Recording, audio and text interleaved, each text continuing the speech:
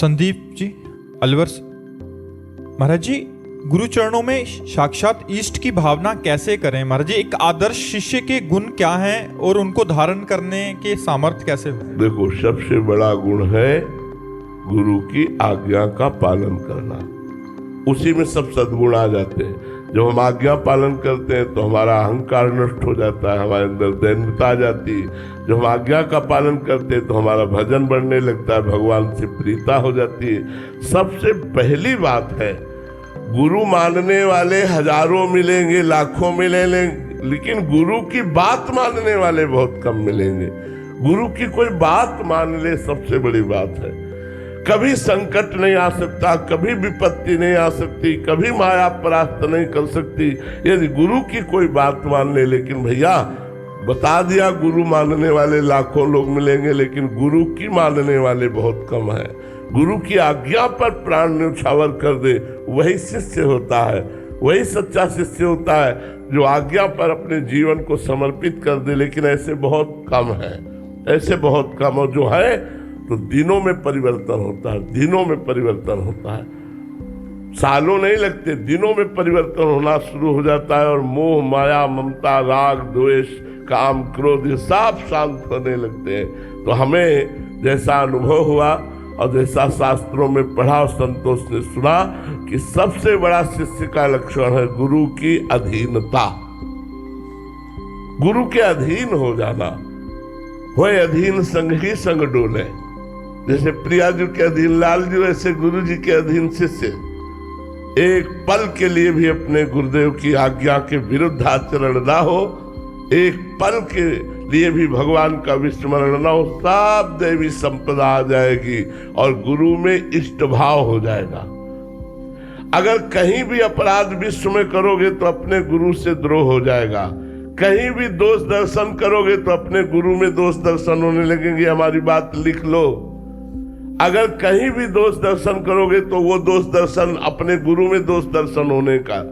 बिल्कुल बिल्कुल बिल्कुल अपने गुरुदेव के प्रति अगर सच्चे भाव रखने हैं तो पूरे विश्व में कहीं किसी के प्रति दोष दर्शन न हो, कोई अपराध न बने, क्योंकि गुरुदेव सब में विराजमान है। खंड मंडलाकारम व्याप्तमेन चराचरम। अपने गुरुदेव को भगवान की संज्ञा दे, दूसरे संतों का अपमान करे, कभी अपने गुरुदेव में प्रेम नहीं हो सकता। गुरुदेव के प्रति यदि प्रेम बढ़ाना है तो उनकी आज्ञा का पालन करो और चराचर जगत में गुरुदेव की भावना करके सबको आदर, सबको सम्मान, किसी के प्रति हमारा दोष या द्वेष ना बनने पावे, बस गुरुदेव की भक्ति पुष्ट हो जाएगी। मंजरी मिश्रा जी मथुरा से। राधे राधे महाराज जी। महाराज जी, पूर्ण आत्मसमर्पण का अर्थ क्या होता है? मन बुद्धि चित्त अहंकार शरीर वाणी और स्वयं ये सब भगवान को समर्पित हो जाना, भगवत में हो जाना। मन कृष्णाकार, बुद्धि कृष्णाकार, चित्त कृष्णाकार, अहम दासत्व से युक्त, तन सेवा में समर्पित। हमारा जो मैं है वो इस गर्व में है कि प्रिया प्रीतम मेरे स्वामी, मैं उनका सेवक। वाणी से उनका नाम कीर्तन, नाम जप, गुण कीर्तन, लीला कीर्तन, बस इसी से पूर्ण आत्मसमर्पण हो जाता है। आत्मसमर्पण की जो स्थिति है वो तन वांग मनोभिर अमलई सोहम तविवासिता। शरीर से, मन से, वाणी से, स्वयं से, निर्विकार भाव से, कोई कामना न रखते हुए जो शरण में है वही उत्तम प्रेमी बन जाता है। अनिल तिवारी जी। गुरुदेव भगवान, मैं कौन हूँ? क्या मैं भी वही हूँ जो आप हैं या हम सब अलग अलग हैं? खोज कीजिए, खोज कीजिए। ये बातों से थोड़ी निपटने वाली समस्या है। ये प्रश्न का समाधान हो गया तो मोक्ष को प्राप्त हो गए। ये बातों से ना तो मोक्ष पदवी प्राप्त होती है, ना प्रेम प्राप्त होता है। खोज कीजिए, जिज्ञासु बनिए, महात्माओं के चरणों की आराधना कीजिए, खूब नाम जप कीजिए, शास्त्रों का स्वाध्याय कीजिए और अपने शरीर को गर्मी सर्दी बरसात मान अपमान लाभ हानि दुख सुख जय पराजय इसको सहिए। मात्रा स्पर्शास्तु कौन्तेय शीतोष्ण सुख दुखदा आगमा पायनो अनित्यास्ता तितिक्षस्व भारत। हे भारत अर्जुन, ये आने वाले अनुकूलता प्रतिकूलता, गर्मी सर्दी सुख दुख को समान भाव से सहो, क्योंकि आने जाने वाले हैं, नाशवान हैं। इनको सहो तो आप जानने लगोगे मैं कौन हूं। जो आप है वही पूरा विश्व है, जो विश्व है वही आप है। अगर इतना अनुभव हो गया तो जीवन मुक्त हो गए। जैसे भक्त देखता है सर्वत्र भगवान विराजमान है, अणु अणुयान, छोटी सी छोटी जगह में भी भगवान में, और सब भगवान में विराजमान, महतो महियान। इतने विराट हैं भगवान कि एक रोमकूप में अनंत ब्रह्मांड वास करते हैं, और इतने सूक्ष्म है भगवान कि चींटी के हृदय में भी आराम से सोते हैं। अणु अणुयान महतो महियान, बड़े से बड़ा भगवान के रोमकूप में वास करता है, छोटे से छोटे के भी हृदय में भगवान वास करते हैं। जो भगवान को सर्वत्र देखता है और सबको भगवान में देखता है, वो भगवत प्राप्त महापुरुष परमानंद में भगवान के प्रतिपल समीप रहता है। यो माम पश्यति सर्वत्र सर्वम च मयि पश्यति तस्याहम न प्रणश्यामि सच में न प्रणश्यति। भक्त इस तरह देखता है, ज्ञानी देखता है सर्व ब्रह्म जो है वो मैं ही हूँ, और मैं ही सबकी आत्मा के रूप में हूँ, सबकी आत्मा मैं ही हूँ, मैं ही सबकी आत्मा के रूप में हूँ।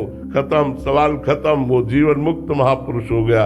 पर बातों से तो नहीं अनुभव हुआ ना, बातों से काम क्रोध पर विजय थोड़ी प्राप्त हो जाएगी, साधना करनी पड़ेगी। नाम जप करो, खूब संतों की आराधना करो, शास्त्र स्वाध्याय करो, इंद्रियों को विषयों से हटाओ, मन को परमात्मा में स्थित करो, पता चल जाएगा जानत तुम्हें तुम्हें हो जाए, सोई जाने जी देहु जनाई। गुरुदेव भगवान जब कृपा करके जनाएंगे तो तुम भी गुरु स्वरूप हो जाओगे, तुम भी आत्म स्वरूप हो जाओगे। आत्मा एक है, जैसे करोड़ घड़ों में करोड़ सूर्य दिखाई देते हैं, तो सूर्य तो एक ही है, प्रतिबिंब भास रहा है, ऐसे ही आत्मा एक है, लेकिन ये सब प्रतिबिंब भास रहा है, वही आत्म स्वरूप परमात्मा ही सब में विराजमान है।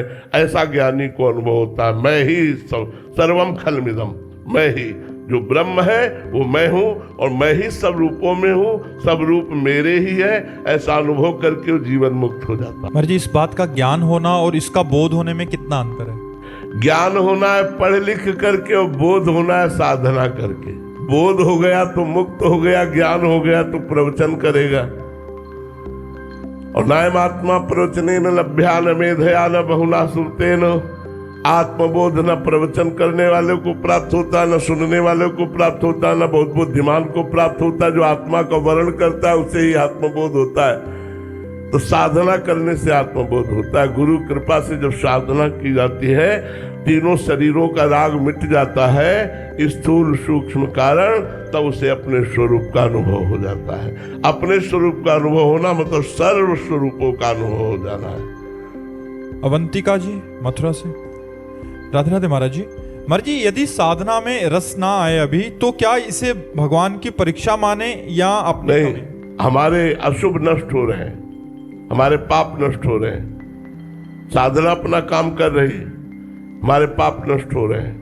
हमें और लगन से भजन करते रहना चाहिए। आनंद मिले न मिले, सुख मिले न मिले, लौकिक पारलौकिक उन्नति हो ना हो, इससे हमें कोई मतलब नहीं।